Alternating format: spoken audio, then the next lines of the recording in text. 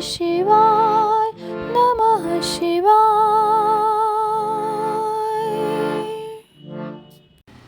देवी उमा का हिमवान के हृदय तथा मेना के गर्भ में आना, गर्भस्था देवी का देवताओं द्वारा स्तवन, उनका दिव्य रूप में प्रादुर्भाव, माता मेना से बातचीत तथा नवजात कन्या के रूप में परिवर्तित होना। ब्रह्मा जी कहते हैं, नारद, तदनंतर मेना और हिमालय आदरपूर्वक देव कार्य की सिद्धि के लिए कन्या प्राप्ति के हेतु वहाँ जगत जननी भगवती उमा का चिंतन करने लगे, जो प्रसन्न होने पर संपूर्ण अभीष्ट वस्तुओं को देने वाली हैं। वे महेश्वरी उमा अपने पूर्ण अंश से गिरिराज हिमवान के चित्त में प्रविष्ट हुईं। इससे उनके शरीर में अपूर्व एवं सुंदर प्रभा उतर आई। वे आनंद मग्न हो अत्यंत प्रकाशित होने लगे। उस अद्भुत तेजो राशि से संपन्न महामना हिमालय अग्नि के समान अदृश्य हो गए। तत्पश्चात सुंदर कल्याणकारी समय में गिरिराज हिमालय ने अपनी प्रिया मेना के उदर में शिवा के उस परिपूर्ण अंश का आधान किया। इस तरह गिरिराज की पत्नी मेना ने हिमवान के हृदय में विराजमान करुणा निधान देवी की कृपा से सुखदायक गर्भ धारण किया। संपूर्ण जगत की निवास भूता देवी के गर्भ में आने से गिरि प्रिया मेना सदा तेजो मंडल के बीच में स्थित होकर अधिक शोभा पाने लगीं। अपनी प्रिया शुभांगी मेना को देखकर गिरिराज हिमवान बड़ी प्रसन्नता का अनुभव करने लगे। गर्भ में जगदम्बा के आ जाने से वे महान तेज से संपन्न हो गई थीं। मुने उस अवसर में विष्णु आदि देवता और मुनियों ने वहां आकर गर्भ में निवास करने वाली शिवा देवी की स्तुति की और तदनंतर महेश्वरी की नाना प्रकार से स्तुति करके प्रसन्न चित्त हुए। वे सब देवता अपने अपने धाम को चले गए। जब 9वां महीना बीत गया और 10वां भी पूरा हो चला, तब जगदम्बा कालिका ने समय पूर्ण होने पर गर्भस्थ शिशु की जो गति होती है उसी को धारण किया, अर्थात जन्म ले लिया। उस अवसर पर आद्या शक्ति सती साध्वी शिवा पहले मेना के सामने अपने ही रूप से प्रकट हुई। वसंत ऋतु में चैत्र मास की 9वीं तिथि को मृगशिरा नक्षत्र में आधी रात के समय चंद्रमंडल से आकाश गंगा की भांति मेना के उदर से देवी शिवा का अपने ही स्वरूप में प्रादुर्भाव हुआ। उस समय संपूर्ण संसार में प्रसन्नता छा गई। अनुकूल हवा चलने लगी जो सुंदर सुगंधित एवं गंभीर थी।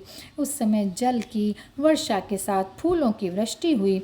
विष्णु आदि सब देवता वहां आए। सबने सुखी होकर प्रसन्नता के साथ जगदम्बा के दर्शन किए और शिवलोक में निवास करने वाली दिव्य रूपा महामाया शिव कामिनी मंगलमयी कालिका माता का स्तवन किया।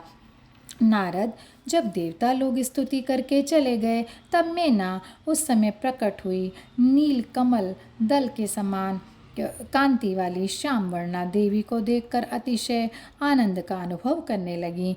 देवी के उस दिव्य रूप का दर्शन करके गिरिप्रिया मेना को ज्ञान प्राप्त हो गया। वे उन्हें परमेश्वरी समझकर अत्यंत हर्ष से उल्लसित हो उठी और संतोष पूर्वक बोली। मेना ने कहा, जगदम्बे महेश्वरी, आपने बड़ी कृपा की जो मेरे सामने प्रकट हुई। अंबिके, आपकी बड़ी शोभा हो रही है। शिवे, आप संपूर्ण शक्तियों में आद्या शक्ति तथा तीनों लोकों की जननी हैं। देवी, आप भगवान शिव को सदा ही प्रिय हैं तथा संपूर्ण देवताओं से प्रशंसित पराशक्ति हैं। महेश्वरी, आप कृपा करें और इसी रूप से मेरे ध्यान में स्थित हो जाएं। साथ ही मेरी पुत्री के अनुरूप प्रत्यक्ष दर्शनीय रूप धारण करें। ब्रह्मा जी कहते हैं, नारद, पर्वत पत्नी मेना की यह बात सुनकर अत्यंत प्रसन्न हुई शिवा देवी ने उस गिरिप्रिया को इस प्रकार उत्तर दिया।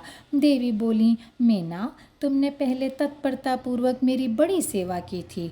उस समय तुम्हारी भक्ति से प्रसन्न होकर मैं वर देने के लिए तुम्हारे निकट आई। वर मांगो। मेरी इस वाणी को सुनकर तुमने जो वर मांगा वह इस प्रकार है, महादेवी आप मेरी पुत्री हो जाएं और देवताओं का हित साधन करें। तब मैंने तथास्तु कहकर तुम्हें सादर यह वर दे दिया और मैं अपने धाम को चली गई। गिरी कामिनी, उस वर के अनुसार समय पाकर आज मैं तुम्हारी पुत्री हुई हूँ। आज मैंने जो दिव्य रूप का दर्शन कराया है, इसका उद्देश्य इतना ही है कि तुम्हें मेरे स्वरूप का स्मरण हो जाए, अन्यथा मनुष्य रूप में प्रकट होने पर मेरे विषय में तुम अनजान ही बनी रहती। अब तुम दोनों दंपत्ति पुत्री भाव से अथवा दिव्य भाव से मेरा निरंतर चिंतन करते हुए मुझ में स्नेह रखो, इससे मेरी उत्तम गति प्राप्त होगी। मैं पृथ्वी पर अद्भुत लीला करके देवताओं का कार्य सिद्ध करूंगी, भगवान शंभु की पत्नी होऊंगी और सज्जनों का संकट से उद्धार करूंगी। ऐसा कहकर जगन माता शिवा चुप हो गईं और उसी क्षण माता के देखते देखते प्रसन्नतापूर्वक नवजात पुत्री के रूप में परिवर्तित हो गईं। और यहीं पर यह अध्याय समाप्त होता है। ओम नमः शिवाय, ओम नमः शिवाय, ओम नमः शिवाय। ओम नमः शिवाय, ओम नमः शिवाय, ओम नमः शिवाय, ओम नमः शिवाय, ओम नमः शिवाय, ओम नमः शिवाय, नमः शिवाय, नमः शिवाय, नमः शिवाय, नमः शिवाय।